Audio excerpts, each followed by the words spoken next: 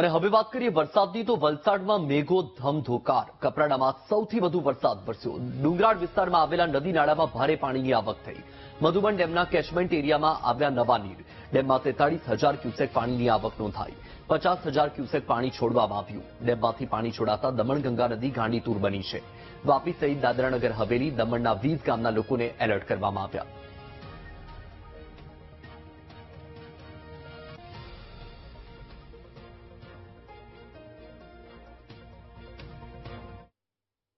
અવિરત વરસાદ વરસી રહ્યો છે। જિલ્લામાં સૌથી વધુ વરસાદ કપરાડા અને ધરમપુરના જંગલ વિસ્તારમાં પડ્યો છે।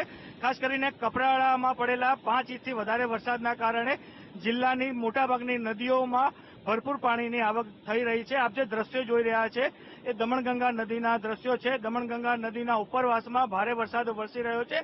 જિલ્લાના જીવાદોરી સમાન મધુબન ડેમના ઉપરવાસમાં 43,000 ક્યુસેકથી વધારે પાણીની આવક થઈ રહી છે। આમ ભરપૂર પાણીની આવક થતા જે તંત્ર એલર્ટ મોડ ઉપર જોવા મળી રહ્યું છે અને ડેમના 10 દરવાજા 1.3 મીટર ખોલી દેવાયા છે અને અત્યારે દમણગંગા નદીમાં 50,000 ક્યુસેકથી વધારે પાણી છોડવામાં આવી રહ્યું છે। આ દમણગંગા નદી છે એ વાપી, દમણ અને સેલવાસ થી પસાર થતી હોય છે, એટલે આજુબાજુના 20 ગામોના લોકોને સતર્ક કરવામાં આવ્યા છે। વિના કારણે દમણગંગા નદી કિનારે ન જવાની ખાસ સૂચના આપવામાં આવી છે, તો માછીમારી પણ ન કરવા માટે સૂચનાઓ આપવામાં આવી છે। હજી જિલ્લામાં ભારે વરસાદની આગાહી કરવામાં આવી છે, તેને લઈને વલસાડ જિલ્લાનું વહીવટીતંત્ર એલર્ટ મોડ ઉપર જોવા મળી રહ્યું છે।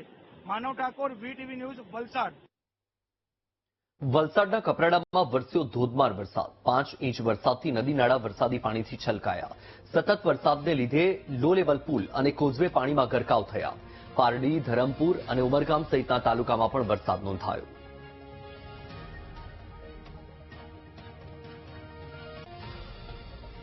તો આ દ્રશ્ય તમારી ટીવી સ્ક્રીન પર તમે જોઈ રહ્યા છો વલસાડના કપરાડાના છે। વલસાડના કપરાડામાં ધમાકેદાર વરસાદ વરસ્યો। 5 ઇંચ વરસાદ વરસતા નદીઓ ગાંડીતુર થઈ।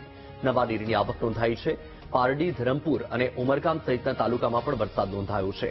આ દ્રશ્ય તમારી ટીવી સ્ક્રીન પર સતત વરસાદને લીધે લો લેવલ પુલ અને કોઝવે પણ પાણીમાં ગરકાવ થયા છે। આ એક્સક્લુઝિવ દ્રશ્યો VTV ન્યૂઝ આપને બતાવી રહ્યું છે।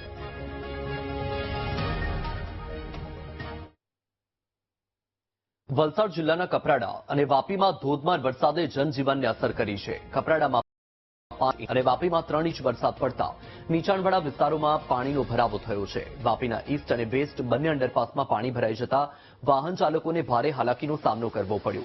અંડરપાસમાં વાહનો ફસાઈ ગયા હતા, જેના પગલે સ્થાનિક તંત્રએ સલામતીના ભાગરૂપે બંને અંડરપાસને બંધ કરી દીધા છે। આ ઉપરાંત નીચાણવાળા વિસ્તારોમાં પાણી ભરાતા રહેવાસીઓને પણ મુશ્કેલીનો સામનો કરવો પડી રહ્યો છે।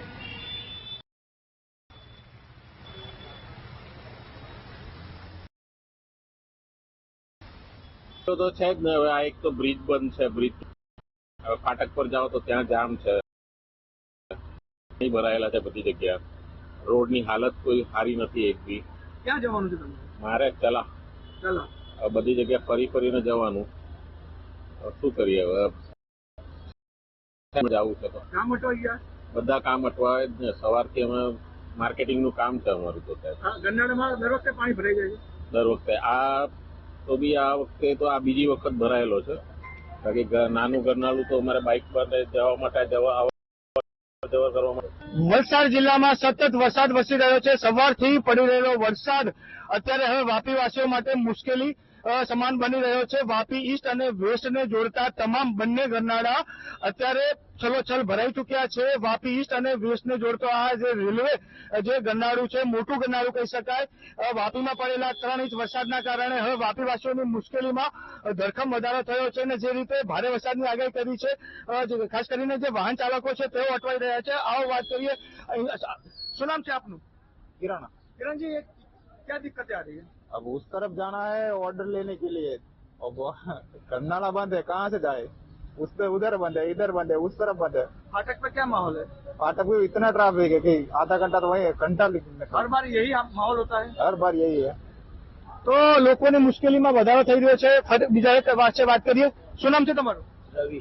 રવિભાઈ, આ શું પાણી ભરાયું છે, શું તકલીફ થાય? आवा जवानी तकलीफ है। તો ક્યારનું પાણી ભરાયું છે? हवारનું भराયું છે। સવારનું પાણી ભરાયું છે? ઓકે। એટલે કે અહીંયા આવતા જે વાહન ચાલકો છે તેઓ અટવાઈ રહ્યા છે. સૌથી વધુ વરસાદ જો કે કપરાડામાં પડ્યો છે. કપરાડામાં 5 ઇંચથી પણ વધારે વરસાદ પડ્યો છે, પણ જંગલ વિસ્તારનું પાણી છે એ નદીઓમાં જતું હોય છે. પરંતુ વાપીમાં જે 3 ઇંચ વરસાદ પડ્યો છે તેના કારણે ફરી એકવાર દ્રશ્યો બતાવવાની કોશિશ કરીશ કે આ મોટું ગરનાળું છે. અહીંયા મોટા વાહનો અને બાઇક ચાલકો પસાર થતા હોય છે, પરંતુ હવે સંપૂર્ણ રીતે બંધ કરી દેવામાં આવ્યો છે સલામતીને ખાતર. પરંતુ જે મોટરો દ્વારા પાણી કાઢવાની તાત્કાલિક કામગીરી શરૂ થાય તેવી માંગ ઉઠી છે. માનવ ઠાકોર, VTV ન્યૂઝ, વાપી, વલસાડ.